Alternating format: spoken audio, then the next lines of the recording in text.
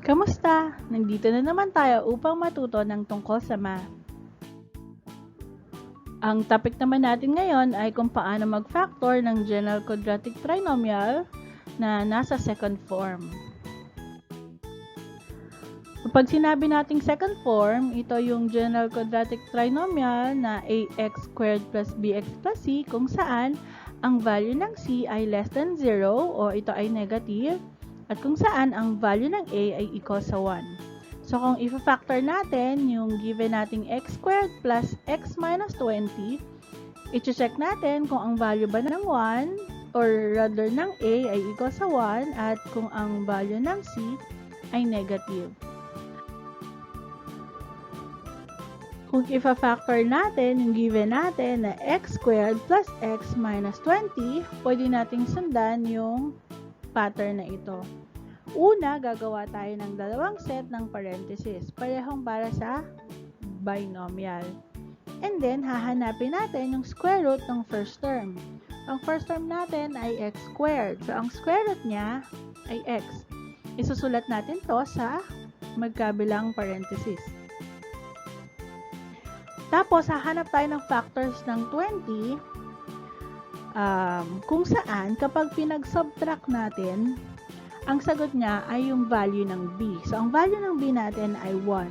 So, maraming factors ang 20, pero ang fitting lamang para ma-arrive tayo sa value ng b ay 5 at saka 4. Kasi when we subtract the 2, the answer is 1.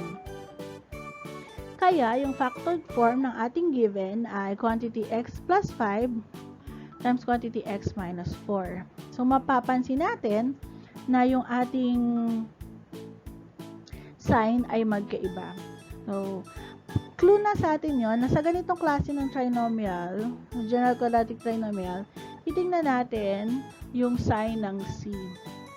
So, kapag ang sign ng c ay negative, alam natin na magkaiba yung sign na ilalagay natin. Pero ang tanong, saan natin ilalagay yung positive? Saan natin ilalagay yung negative?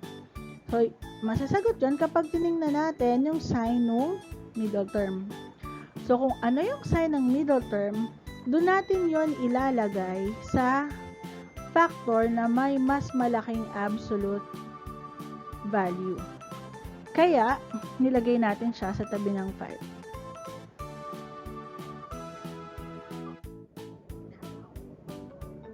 Again, under the second form, kung saan ang value ng c ay negative at ang value ng a ay equal sa 1, meron tayo iba pang paraan ng pag-solve or pag-show ng ating solution.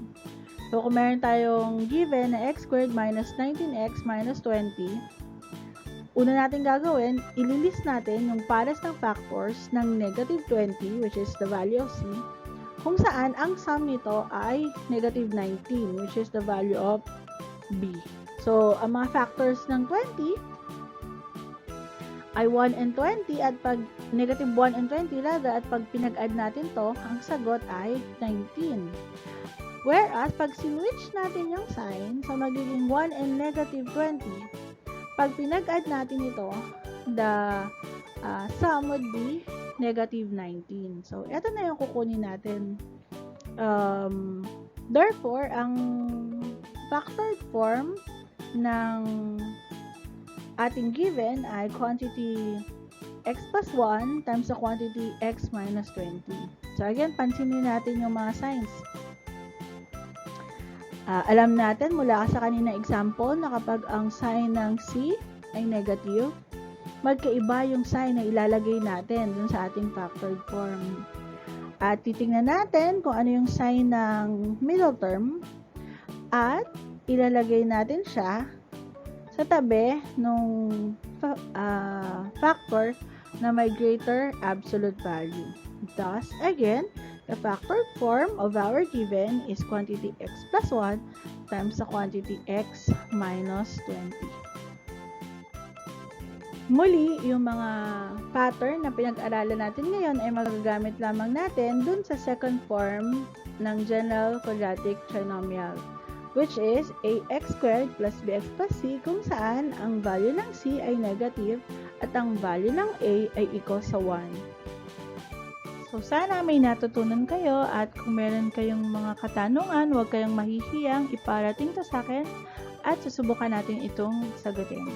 Hanggang sa muli!